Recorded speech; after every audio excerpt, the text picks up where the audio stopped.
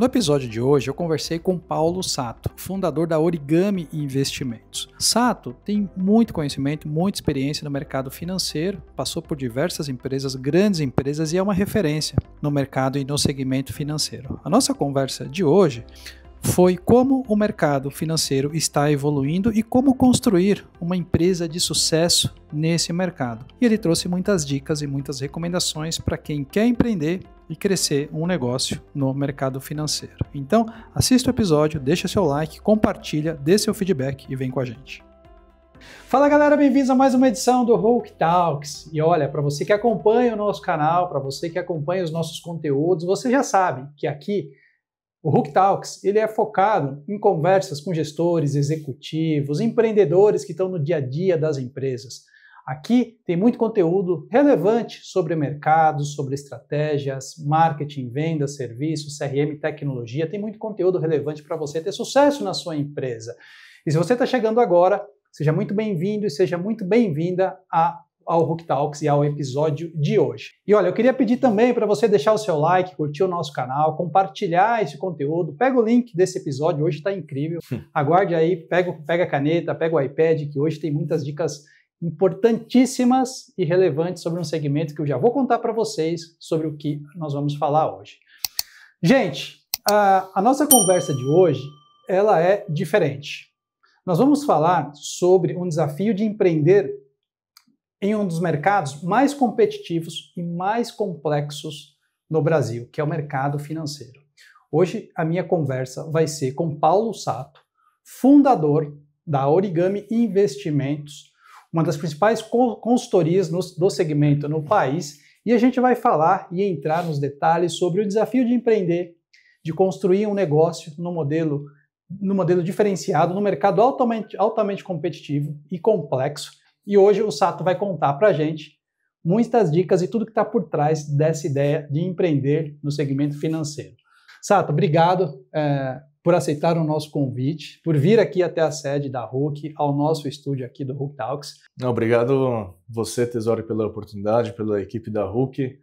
Tesori, eu já conheço, né, de outras experiências que eu tive e é muito legal estar revendo ele num momento diferente aqui também de carreira meu, né? Então, um prazer aí, Tesori, obrigado pela oportunidade. Muito bom, cara, muito bom. É isso que eu falo para a minha equipe, para os meus colegas de trabalho, a importância da gente construir e manter bons relacionamentos, né? E essas conexões com pessoas que eventualmente passam pela nossa vida em algum momento e são pessoas que fazem a diferença e geram essas conexões. Então, eu prezo muito por isso e eu valorizo demais e por isso estamos aqui hoje nesse bate-papo. Ótimo. Obrigado mais uma vez e vamos lá, cara. Vamos nessa? Vamos nessa. Lá. Eu vou tirar só a minha jaqueta que está quente, né, Gabi? Bom, como sempre, né, já é aqui rotina e hábito aqui do nosso canal, dos nossos episódios, a gente começa esse nosso bate-papo pedindo para você contar um pouco da sua trajetória. Né? Você que hoje é fundador da Origami, né? E eu queria que você contasse para a nossa audiência um pouquinho do nosso resumo da sua jornada, qual que foi a sua trajetória até se tornar fundador da Origami Investimentos. Legal, vamos lá. Então, pessoal, um prazer aí estar participando desse podcast da Hulk aqui com vocês, contando um pouquinho aqui da minha história. Então, meu nome é Paulo Sato, eu sou formado em administração, tive uma passagem muito significativa para mim na minha carreira numa universidade da Alemanha. Então acho que isso trouxe uma bagagem de metodologia que eu uso até hoje bem vasta, né? Acho que me abriu muito para esse mundo. E tive algumas passagens, eu acho que não estava tão óbvio no começo da minha carreira esse tema de empreendimento, até porque, pelo menos por parte dos meus pais, ninguém é empreendedor, então não era algo que eu acho que tinha tão cristalino que eu ia fazer e também acho que num momento cedo da minha vida. Mas uma coisa que foi acontecendo de fato na minha carreira foi, desde o estágio até a última posição que eu tive de gerente geral de uma unidade de negócios, foi que eu passei por diferentes tamanhos de empresas, então desde a startup mesmo que está começando, até multinacionais, né, como Bayer, Nestlé, e diferentes segmentos também. Né? Então a gente está falando aqui de uma fundação de uma empresa de consultoria de investimentos, mas eu não nasci no mercado financeiro, eu digo assim porque eu passei primeiro por varejo, trabalhei na Nestlé, atuei como comercial, para depois entrar no mercado. Claro que era um tema que eu já era apaixonado, acho que muito por osmose do meu pai. Ele também sempre gostou do tema de educação financeira especificamente. Ele nunca trabalhou também, então chegou um momento que eu conversei com um cara que hoje é referência para mim, principalmente em questão de fundo imobiliário, que é o Arthur.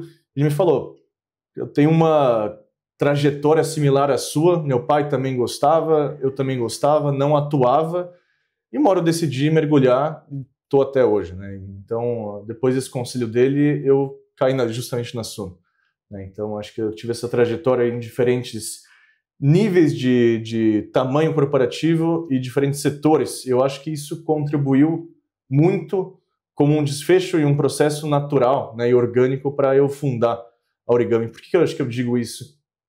A quantidade de pessoas que eu acabei conhecendo durante a jornada, diferentes áreas e processos, eu acho que isso é fundamental para quem quer empreender, né, e não ficar só focado em uma área específica, e não ser tão especialista só em uma área, mas você ter uma elasticidade assim, corporativa para poder atuar em diferentes setores, né, em diferentes áreas. Eu acho que eu tive muita oportunidade de atuar em diferentes segmentos e áreas e acho que como consequência natural disso tudo surgiu a Origami. Que legal, cara, que legal. E é interessante, né, porque você atuou em diversos segmentos, né, e agora está no segmento financeiro, né, passou por diversas indústrias e hoje está no segmento financeiro. E também um pouco dessa sua, como você bem falou, dessa elasticidade, né, de conhecimentos e aprendizados, né, e experiência também, né, então isso te permite ter uma visão mais ampla, né, do todo, não simplesmente de uma área, né, específica, ou de um processo específico, né, sabe? Então acho que faz muito sentido, né? Sim. Essa construção que você vem fazendo, né? Com certeza, foi um diferencial. E em cima disso, Sato, a gente sabe que assim, este mercado financeiro ele vem crescendo muito, né, ao longo talvez dos últimos anos, da última década ou das últimas 2 décadas. Eu queria ouvir um pouco mais sobre essa perspectiva de mercado, não só em termos de oportunidades, né, e a própria maturidade, né, do mercado brasileiro em si, ao assunto, né, ao mercado, ao tema financeiro em geral. Mas também a gente viu e vê muitas empresas, né? Algumas já consolidadas, outras chegando agora. Mas o que te motivou realmente a tomar essa decisão de empreender no mercado financeiro? Né? Quais foram os motivadores, os incentivadores que falaram, cara, vamos por aqui, vamos criar Origami, que a gente tem um caminho, uma oportunidade pela frente? Legal. Eu acho que foi uma tempestade perfeita de uma série de fatores, assim, acho que tanto externos de mercado, como você comentou. Então, a gente estava comentando recentemente, né, as regulações, apesar de serem vastas, hoje já são muito mais suavizadas para você poder empreender, pelo menos no segmento de consultoria. O que eu estava comentando antes, você pega antes de 2020, assim, só para você abrir uma consultoria, em média era mais de 1 ano, se desse certo. E hoje já é um processo muito mais suavizado, apesar de toda a malha burocrática, né, para você estar bem regulamentado. Então, acho que por fatores externos, essa facilidade maior para empreender. Só que, claro, quando você quebra barreiras de entrada, você pulveriza bastante. Então, você tem vários empreendedores, né, nesse setor. E até saiu uma matéria recente na Neofeed sobre a taxa de mortalidade das consultorias, né, que é uma taxa muito alta. Então, mais da metade fale depois de 2 anos. Olha, né? É mesmo? Um curto prazo de tempo, né, para entrar já em falência. Só no segmento? No segmento de consultoria de investimentos. Né? Então hoje já são mais de 600 consultorias, não sei desse número quantos que já ficaram para trás. Mas o fato é que eu acho que fatores internos, né, que me levaram a tomar essa decisão foi que eu não estou inventando a roda, acho que na Origami. Então não é um empreendimento, não é um setor que eu não estava atuando. Pelo contrário, eu já vinha sendo executivo exatamente nesse mercado. Eu acho que fatores que influenciaram também, um pouco até pegando o gancho no que eu estava comentando sobre passar por diferentes experiências em diferentes níveis, é que quase todas as funções que eu fui tendo na minha carreira foram funções de implementação de áreas, né, de estruturação. Então, de tirar uma área do zero, tirar um conceito do zero, e raramente foi de manutenção de algo que já existia. Então, acho que por natureza, eu fui aguçando essa skill, né, essa habilidade de tirar do zero, né, as coisas. E fui tomando muito gosto por isso. E é o que eu digo, assim, eu participei ativamente da estruturação da consultoria, que até na RUC, né, a gente teve bastante contato. A assessoria, que hoje é da Suno, foi fundamental, né, inclusive era a área que eu era o gerente geral, então tinha digamos assim, todo o PNL comigo. E é o que eu falo lá com o sócio, né? A gente já participou da estruturação do zero de 2 unidades. Essa origami é a terceira. Então acho que a gente já sabe digamos assim, o caminho das pedras para você tirar do zero e ter uma liberdade, né, um poder de escolha muito maior, porque você é o sócio principal do seu negócio. Então acho que juntando fatores externos e internos que a gente teve, fora parceiros que a gente foi conhecendo ao longo da trajetória, que com certeza foram essenciais para Origami Town, onde já chegou, né, em um curto espaço de tempo, juntando toda essa emaranhada de variáveis, foi a decisão certa aí a gente tomar para... No momento certo, a decisão certa no momento certo. Aparentemente foi isso. Muito legal, cara. Depois eu quero entender um pouquinho sobre o momento atual de vocês, né? Ainda pode se chamar de startup. Claro, com certeza. Eu quero entender um pouquinho, né, do modelo de negócio, da cultura que você está realmente construindo lá na empresa. Mas, sob o ponto de vista de oportunidade, Sato, que oportunidade você enxerga no mercado financeiro sendo uma consultoria que está chegando agora? Eu acho que assim, o mercado financeiro tem muitos desafios, né, a enfrentar, mas a quantidade de oportunidades é tão grande quanto os desafios, né? Então, acho que um ponto que é crucial nesse mercado, que falta muito, é algo básico para o ser humano, que é a confiança. Então, o mercado, infelizmente, eu acho que ele foi se desenvolvendo. Isso eu acho que tem sido estancado, né, ainda de forma breve, por enquanto, sobre esse fator de confiança. Então, existe muito conflito hoje no mercado, e esse conflito, por mais pejorativo que seja, abre um espaço enorme de oportunidade para quem quer ir contra esse conflito de interesse. Então, acho que é aqui que parte um pouco até do valor que a Origami quer trazer, né? Um dos 3 valores que a gente carrega, né, que é a transformação, personalização, e o terceiro é confiança. Acho que confiança é uma palavra que é muito difícil você vender ela precisa estar traduzida de cabo a rabo no seu processo, no seu serviço, então você não tem como vender no ato, né, de contrato, no serviço ao longo do tempo. Acho que a gente estruturou um processo dentro da Origami que estende desde o atendimento, né, do cliente até a forma de cobrança nossa, sempre buscando isentar o conflito.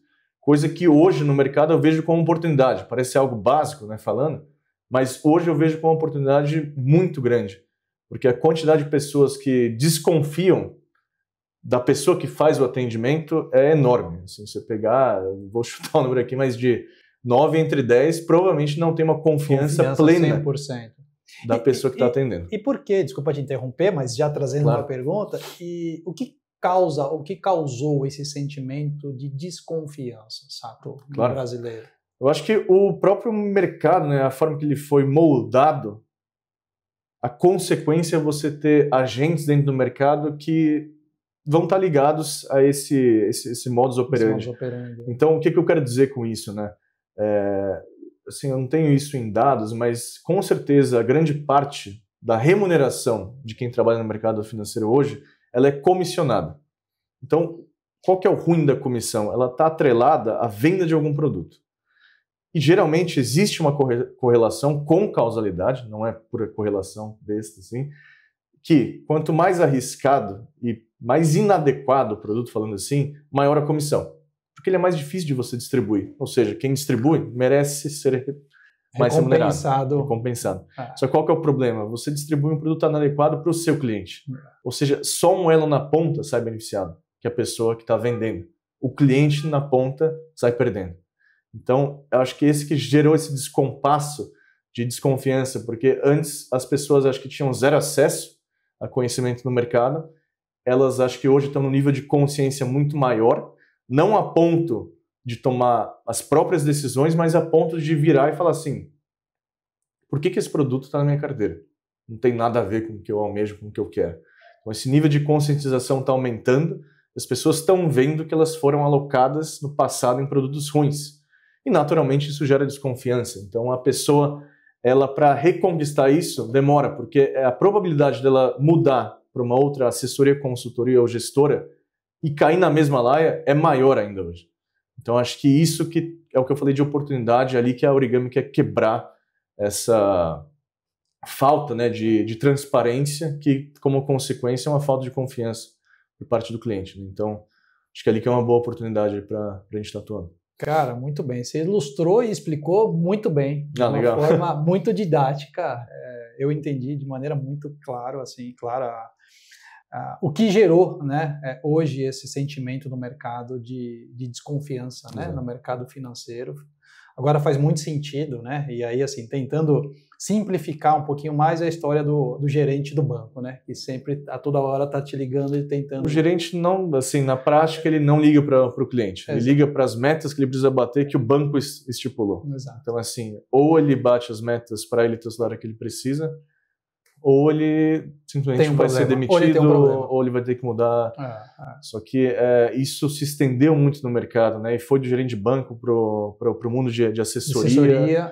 E eu acho que o mercado de consultoria está vindo para meio que quebrar essa barreira e começar a trazer esse conflito mais à tona, no sentido de expor esse conflito e trazer a solução, né? Que é a isenção desse conflito. E a Origami, faz parte desse movimento. Não, excelente. Cara, eu tenho muitas perguntas aqui. Vamos lá. Você está me dando muitas ideias de perguntas e vamos nessa. Explica para nós, assim, a diferença entre consultoria e assessoria.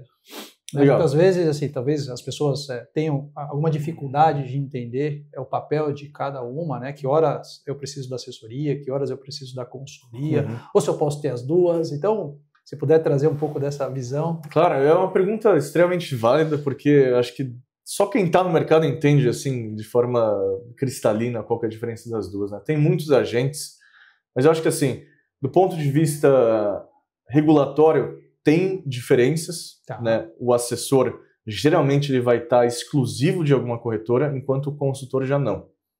Ou seja, a consultoria, o consultor, ele tem uma independência muito maior de onde atender o cliente, né? O assessor geralmente está ligado, né, exclusivo a alguma corretora.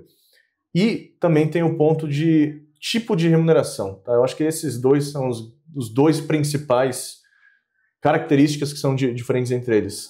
Geralmente, o assessor ele é remunerado por comissão. Ou seja, tudo aquilo lá que a gente trouxe de você vender um produto, né, e o assessor, no final do dia, quando ele é remunerado por comissão, ele é muito mais um especialista de vendas do que um especialista de investimentos. Então, geralmente, o consultor tem uma bagagem técnica muito maior. E onde que você isenta, acho que o conflito quando a gente fala de remuneração? De um lado, você tem o comissionamento, que geralmente é visto em assessorias, e na consultoria é basicamente lei, regulação, você não pode receber comissão. Você não pode. O consultor não existe nem a opção. Entendi. Então, por isso que eu acredito que a forma que é regulada e a forma que o modelo precisa ser executado favorece muito mais a isenção de conflito. Como que é a remuneração na consultoria? Ela geralmente é uma taxa. Então, uma taxa que é cobrada em cima do patrimônio do cliente. Como que você isenta, né, nessa fórmula, nessa estrutura de remuneração, o conflito? Pense que assim, Tesori, eu, como não vou ser remunerado por comissão, o meu interesse é que o cliente aumente o patrimônio dele. Porque à medida que ele for aumentando o patrimônio, como eu cobro uma taxa em cima desse patrimônio, eu ganho mais. Ou seja, é um jogo de ganha-ganha. Excelente. Se ele ganhar mais por um serviço meu, eu ganho mais. Se eu faço alguma alocação inadequada, ele vai perder patrimônio. Eu não vou ganhar comissão, só que eu vou perder a minha taxa, porque a minha taxa vai ser sobre um montante menor. Então aqui é um jogo que se um perde, os dois perdem, e se os dois ganham, todo mundo ganha, né? Diferente um pouco do modelo comissionado, que geralmente quando uma ponta ganha muito, o outro está perdendo muito. E é uma perda assim, em níveis de risco, perda permanente do capital, né? Então imagina, a gente lida com muitas pessoas hoje lá na Origami que verbalizaram assim, esse é o patrimônio da minha vida. Imagina você travar, claro, né, ter não importa uma atuação quantia, mas pejorativa. Exato. E isso é que acontece muito no mercado. Então, o que eu vejo, se a gente fosse fundar a Origami alguns anos atrás, a gente teria que explicar como é que é todo a consultoria, como é que é o mercado financeiro. Hoje a gente já começa o nosso pitch falando o que a gente não é. Então, a gente não é um produteiro, a gente não ganha por comissão. Então já mudou, acho que o mercado evoluiu, né? O mercado evoluiu, acho que as pessoas estão muito mais conscientes. Claro que tem assim anos, assim, acho que a gente não vai estar para ver o nível de maturidade que o Brasil pode chegar no mercado financeiro, mas é inquestionável que o nível de consciência está muito maior. As pessoas estão vendo e conseguindo diferenciar um serviço ruim de um serviço bom. Talvez eu não consiga entrar no detalhe de analisar o ativo e questionar o ativo, mas já está ficando claro o que é algo conflitado e o que não é algo não conflitado. E daí, respondendo, né, a sua pergunta, acho que aqui que está um pouco a diferença. Tem um lado que ele é 100% isento de conflito e outro que você pode ter o conflito. Não estou falando que 100% dos assessores são conflitados.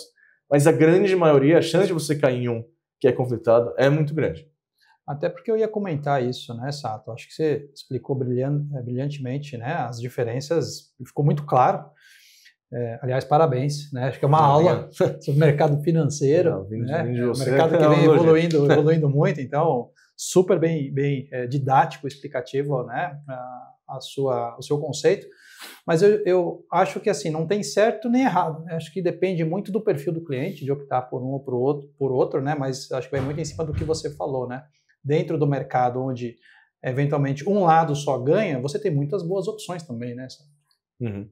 No mercado de assessoria, né? Mas não tem certo, olha, só a gestora ou só a consultoria, tem mercado para todo mundo. A questão é você entender realmente onde está a confiança, né? Onde realmente você vai conseguir ter uma confiança de quem está do outro lado. Isso, né? Com certeza.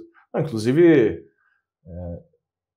tenho conhecidos de assessorias que são referências para mim, né? Que fundaram também assessorias e um modelo que eles buscam isentar ao máximo o conflito. Claro. Então, eu acho que esse movimento, independente se seja uma gestora, uma assessoria, uma consultoria, é isso que o Brasil está precisando. Exato. Esses agentes, independente do nicho, começarem esse movimento de isenção de conflito, mas é um trabalho que vai ser muito extenso ainda. Claro, ainda tem a chance da pessoa cair em outro que é conflitado ainda é muito maior. Super entendo. E, cara, você comentou sobre os valores da Origami, né? Você falou de confiança, transformação e personalização. Exato. Eu anotei aqui, até grifei, deixando em destaque aqui, que eu queria que você comentasse. Você já falou bastante da confiança, Sim. Né? E eu quero entender um pouco melhor sobre transformação e personalização. Legal. Qual que é a aposta de vocês nesses outros dois valores? Legal. Acho que transformação, né, começando por essa, acho que partiu muito também de até como a gente chegou no nome, né? Acho que mesmo antes de chegar no nome Origami, a gente já tinha muito bem definido o nosso porquê. Acho que porquê é capacitar nossos clientes a viver e criar o seu legado. Né? Viver os seus sonhos e criar o seu legado. Então, essa ideia de transformação é realmente a gente tirar uma pessoa que hoje tem uma desconfiança 100% na pessoa que está atendendo, para a gente virar essa chave totalmente do avesso, né? E realmente transformar a vida dessa pessoa. Legal. E via o mercado financeiro, né? Via a nossa consultoria, ela seja capacitada a não se preocupar mais com esses temas, né? Eu digo não uma preocupação totalmente nula, mas que ela consiga ter um conforto e participar desse processo de construção de uma independência financeira, de um planejamento sucessório, de ela ter um entendimento bom de como que a gente pode ter uma eficiência tributária na carteira dela. Então, essa malha toda, eu acho que quando bem executada e quando o cliente também entende, valoriza esse atendimento, o conjunto, como consequência, é uma transformação. Né? Acho que o mercado financeiro é um mercado muito nobre. Você consegue, de fato, transformar a vida das pessoas. E acho que essa que é a ideia de você ter um valor como esse dentro da empresa. E assim como, assim, fazendo uma analogia com o nome, né, origami, você pega algo que é relativamente simples, né, o papel, e de forma personalizada você transforma em algo sofisticado. Então é meio que essa também... É sob medida, né? Sob medida, exatamente. Então acho que essa é um pouco a ideia de transformação e personalização. E acho que quando a gente entra no mérito de personalização, vai para um aspecto um pouco mais técnico, né? Por que isso? Eu tenho uma convicção muito forte de que personalização não é antagônica de escala. Né? A gente consegue ter escala com personalização. É diferente de exclusividade. Né? Exclusividade, acho que por definição, é algo não escalável, né? Algo restrito. Então, eu não quero ligar a marca Origami com exclusividade, eu quero ligar com personalização, muito mais, e com transformação. Acho que qual que é a ideia daqui? É a gente democratizar um serviço, né, de atendimento de uma consultoria que pega pontos de consultoria de investimentos, planejamento sucessório, planejamento tributário, né, fiscal, e democratizar no sentido de dar acesso a pessoas que antes não conseguiriam ter esse serviço. Quando eu falo desses planejamentos sucessórios, fiscais, de consultoria de investimentos, tanto nacional quanto internacional, eram serviços que eram restritos aos ultra ricos, né, pessoas super ricas, com patrimônios de mais de 50 milhões. E a ideia é que, através de tecnologia, através de processos de inteligência, a gente consiga gerar escala, mas sem perder o fator principal, que é a personalização. Porque no final do dia a gente está falando de objetivos das pessoas, e objetivos são únicos, né? Então devem ser personalizados. Então personalização acho que vem muito dali, né? O formato e a metodologia que a gente usa para criar a carteira, a estrutura, né? Ela é toda baseada em um indiano, né? O Ashwin Chabra, ele criou um conceito que chama Goal-Based Investing. Então, traduzindo, né, são investimentos que são baseados nos objetivos. Por que isso é legal, né? Parece meio básico isso, mas é totalmente contramão do que o mercado geralmente faz. Por que eu estou comentando isso? Você pega um bancão, né, de exemplo. Ele tem milhares de clientes, mas milhares, milhões de clientes. E você vai ver, ele te rotula entre conservador, moderado e arrojado. Ou seja, independente do perfil da pessoa, da história dela, dos objetivos que ela quer alcançar, dos anseios dela, dos riscos, né, de hoje, da fase da vida dela, ela vai te rotular como moderado, arrojado, conservador. Ou seja, você pega milhões e rotula em 3. A gente inverteu esse processo. Ou seja, quando você começa pelos objetivos, a gente primeiro entende, né, quem é o tesouro? Qual que é a sua fase de vida hoje? O seu objetivo hoje é de geração de renda, é um planejamento sucessório, é uma independência financeira, é você juntar um montante para pagar a faculdade dos filhos. Quais são, né, esse arcabouço de objetivos? E através disso a gente entende o horizonte, né, de tempo desses objetivos e a capacidade singular de cada objetivo de risco que eu posso tomar. Então pense que é um emaranhado de variáveis que no final eu junto esse bolo para daí chegar na sua carteira. E definir um perfil de cliente, imagino, Exato. E chegar na Só carteira. Que é único. Porque se cada objetivo que você coloca, ela entra nessa equação, você concorda que é quase impossível existir um Tesouro 2 com os mesmos objetivos? Exato. É quase impossível. Ou seja, eu digo com propriedade hoje que todas as carteiras dos clientes da Origami são exclusivas, justamente por esse conceito que a gente abraçou. Então aqui que eu acho que ilustra bem você ter um processo inteligente, que é escalável, mas que, como consequência, é personalização pura, né? Você tem uma carteira que ela é única. Cara, você está tocando em pontos bem relevantes, né? E estratégicos, acho que não só para o modelo de negócio de vocês, mas para diversos outros modelos de negócios, que é a questão da hiperpersonalização, né? De você poder realmente definir quem é esse cliente a partir de diferentes variáveis e poder customizar ou ter um serviço, né, uma proposta tailor-made ou de produto ou de serviço para esse cliente. Agora, o grande desafio aqui que eu vejo, Sato, é como é que eu dou escala num modelo de negócio que é baseado numa intimidade com o cliente e no modelo de entrega de alta personalização. Né? Como é que eu consigo dar escala neste modelo de negócio, cara? Esse é um desafio, né? Sim. Escala é um desafio, um dos ônus que uma consultoria pode ter, com certeza, é o fator de homem-hora. Então, como tem algum consultor atendendo, ele tem um limite, uma capacidade ótima de atendimento de clientes. Então, existe, sim, essa trava para a escala. Então, qual que é, acho que, a jogada, né, onde que a Origami está mirando aqui para ganhar essa escala? Tudo que é operacional, né, e não estratégico no sentido de atendimento do cliente, a gente buscar criar processos inteligentes e automatizá-los.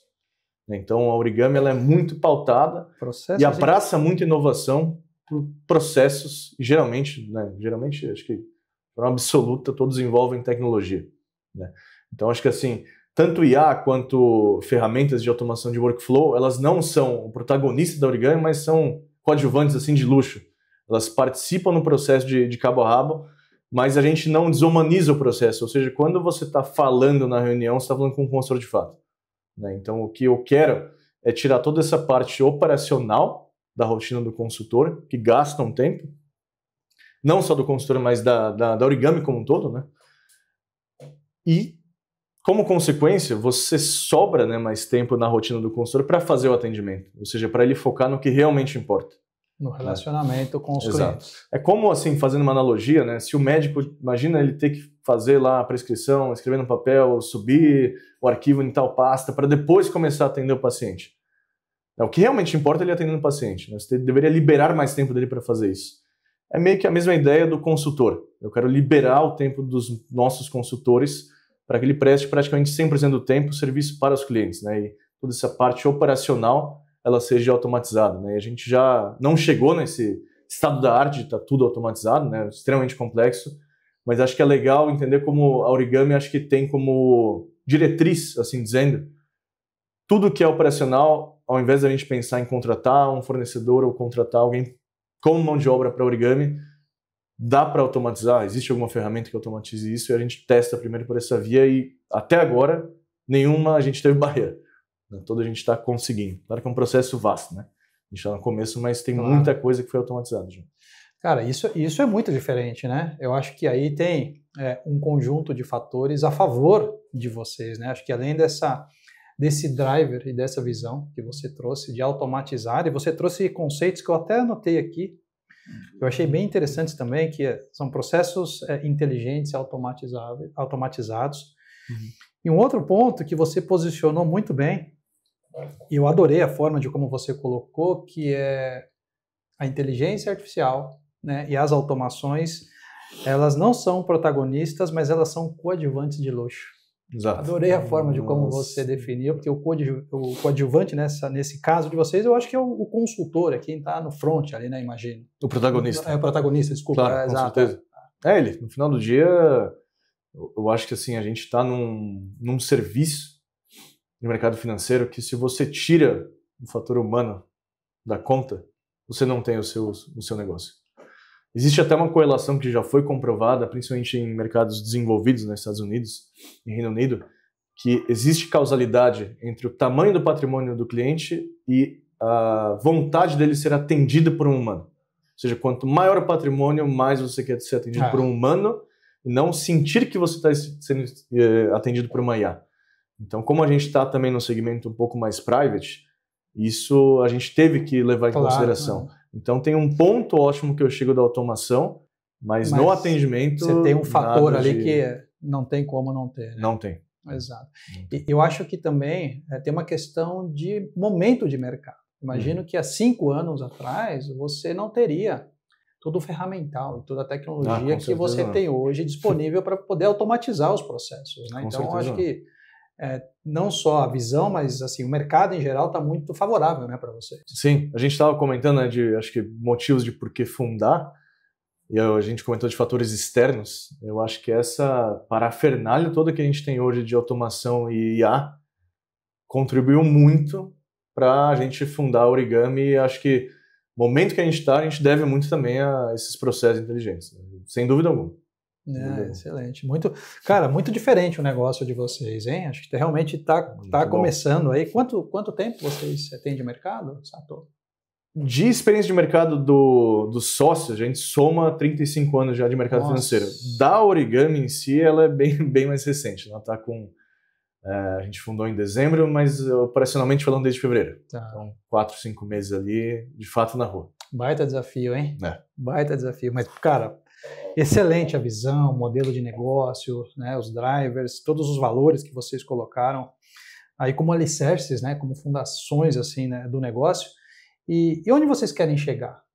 Tá? Olhando para uma perspectiva, não vou nem falar de muito tempo, mas sei lá, de 12, 18 meses, 24 meses, onde a Origami... A gente tem uma visão, eu até vou expandir um pouco a janela de tempo aí, Tesouro, de 5 anos de ter um BI de custódia. Tá. Isso eu acho que assim, trazendo uma visão em números, né? Mas acho que mais do que assim, se restringir ao número é a gente de fato conseguir cumprir a missão que a gente tem, que é literalmente ser uma referência sobre esse Goal-Based Investing. Então essa metodologia, que a Origami seja, né, o case de sucesso que trouxe e advogou nessa metodologia. Então acho que além de ser um impacto extremamente relevante, né, em número de custódia, que é um bi, né, um marco extremamente robusto, é esse impacto de fato no atendimento, né, a gente ser um elo de confiança para os nossos clientes. Então, em número, acho que é um bi, mas como missão é quando você ouvir de novo falar de GoBase, dessa questão de personalização de carteira, que a Origami esteja junto aí na mesma frase. Cara, muito legal. Baita desafio, hein? Com certeza. Um bi de custódia é um baita desafio, mas eu acho que é um patamar que os coloca num posicionamento diferente de mercado, né? Ah, sim. Acho que com certeza. Um bi é um marco hoje extremamente relevante. São pouquíssimos que têm, acho que isso mais de custódia.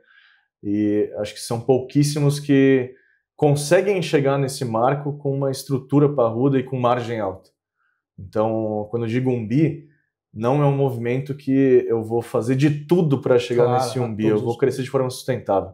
Acho que essa ideia, o nosso modelo favorece até esse crescimento que talvez comece um pouco linear, mas que depois vai ficando exponencial. É um serviço que, querendo ou não, existe muita indicação. Como eu falei, se o patrimônio do cliente cresce, eu cresço junto. Então, não é um crescimento puramente só de aquisição. Tem muita indicação, tem muito carrego de mercado, que é um termo mais técnico, mas o carrego é literalmente quando o patrimônio do cliente cresce e eu cresço junto. Claro. Né? Então tem muito disso, porque se a gente faz um bom serviço no final da ponta, a carteira vai rentabilizar, a gente ganha junto. Exato. Então, juntando todos esses fatores, tem um momento da curva que eu estimo por volta de 250 milhões de custódia que começa a ficar exponencial, e não linear, que é o que a gente está vendo hoje no Origami. Não, incrível, cara, incrível. E esse desafio do Goal-Based Investment, como que vocês planejam, né, ou imaginam difundir esse conceito, né, democratizar, que, pelo que eu entendi, é um conceito muito diferente do mercado e vai na contramão, né, dos perfis que você bem comentou. Como é que vocês planejam democratizar esse conceito? Porque eu acho que isso faz a diferença, né? Com certeza. Eu acho que, assim, acho que o fato de tentar democratizar, o Goal-Based Investing é uma das ferramentas que a gente tem para essa isenção de conflito. Porque é impossível, Tesório, você criar uma carteira Goal-Based Investing, né, baseada em objetivos, e você está no modelo comissionado. Não tem como. Porque alguma hora você vai colocar algum conflito no meio, algum produto inadequado para você se remunerar e compensar aquele atendimento.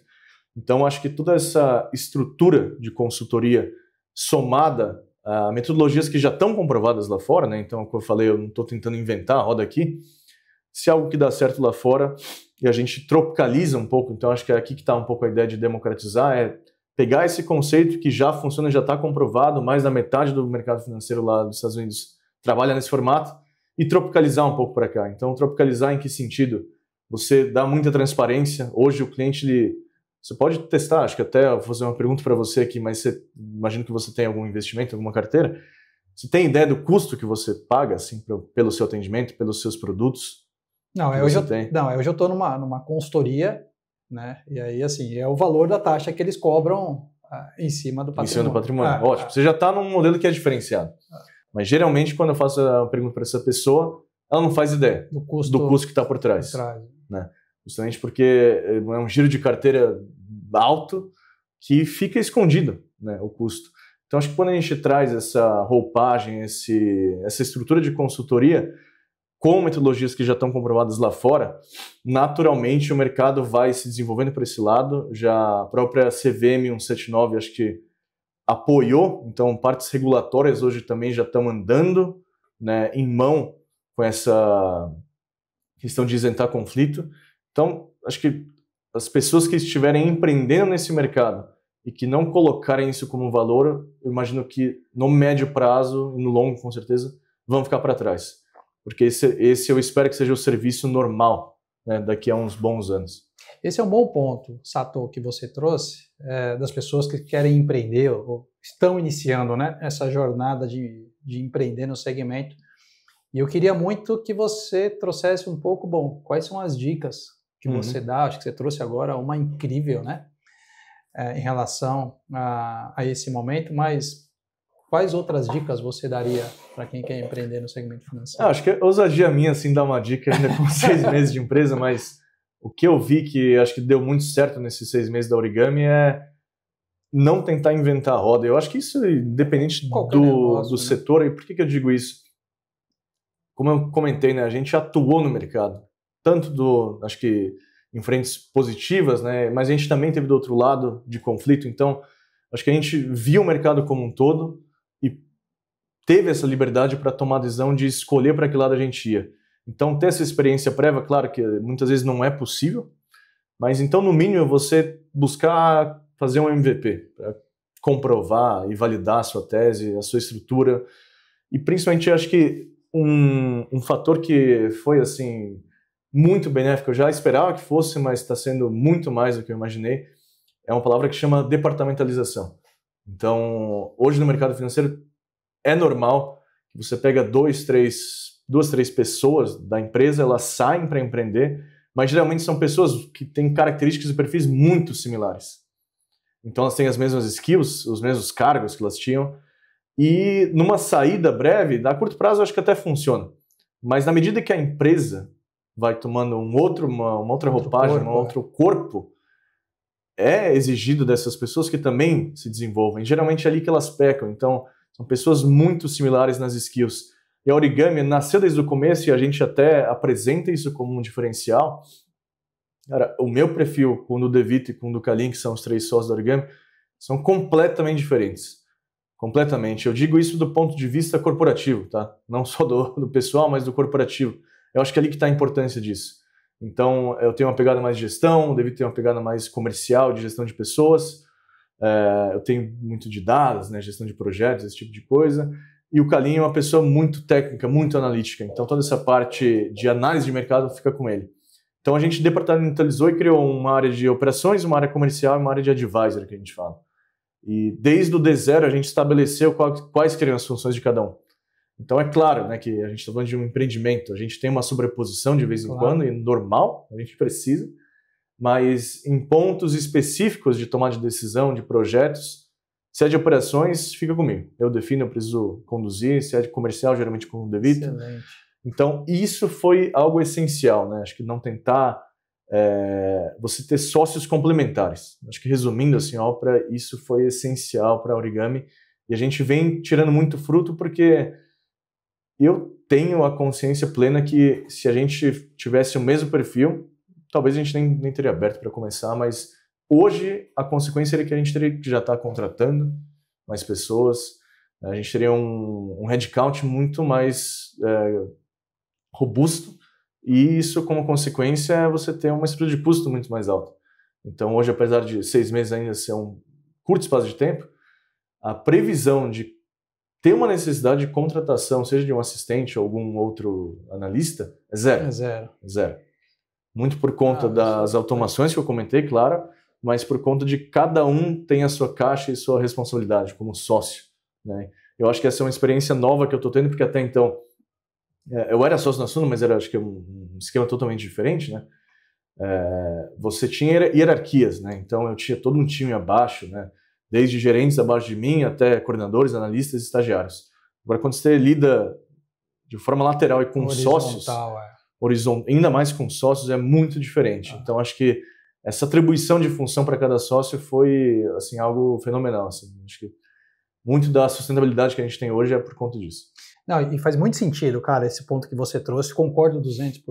200%. Assim. Que foi exatamente o caso nosso aqui da RUC. Os 3 principais sócios, a gente tinha outros sócios, mas sempre fomos em 3. Eu, cuidando mais de vendas, relacionamento, marketing, o Leandro cuidando mais do financeiro, back-office, RH, e o Paulo, que hoje está nos Estados Unidos, mais da parte técnica. Então, assim, foi um trio aqui que deu muito certo, e cada um com a sua competência, com as suas especialidades e conhecimentos, apesar de ter algum overlap, e tudo bem, mas sempre cada um estava com um chapéu ali específico. Então, cara, concordo 200% com isso. E tá ali o sucesso que vocês tiverem. Então. Estamos crescendo e errando, acertando, mas aí estamos indo, né? Cara, muito bom, Sato. Estamos aqui já chegando ao final da nossa conversa. Passou muito rápido o tempo, né, Gabi? Voou, né? Voou, mas foi bom. Gabi, a nossa produtora, está aqui nos bastidores.